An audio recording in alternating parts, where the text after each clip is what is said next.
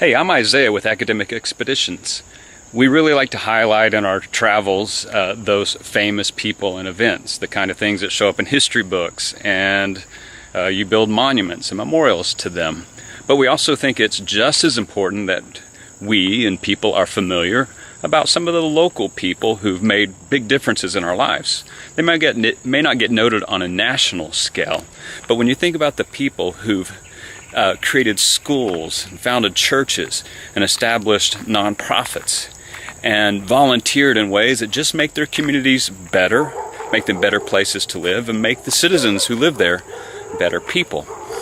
And so I'm doing an example of who someone in my community where I live in Asheville, North Carolina, to me is a hometown hero. Someone who has made this a better place for a lot of people and all of us. And what's interesting is this guy was not originally from here. He's actually a Japanese immigrant who came in the early 1900s and settled here in Asheville, actually working as a bellhop at one of our tourist hotels.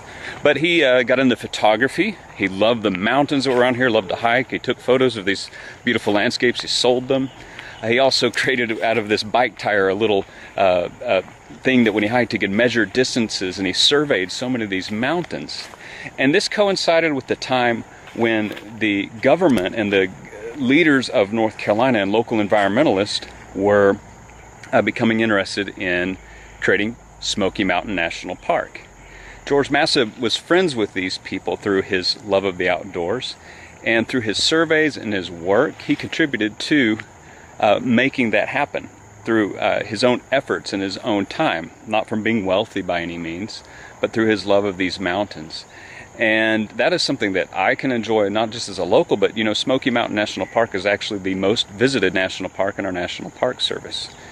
And it was created through the efforts of many people, but one was this guy, George Masa, who came here as an immigrant and just fell in love with this area. And he is buried right here in Riverside Cemetery. And so this is his grave right here. And if you look at the dates, he actually died fairly young. And he didn't have any family here, or children or a wife.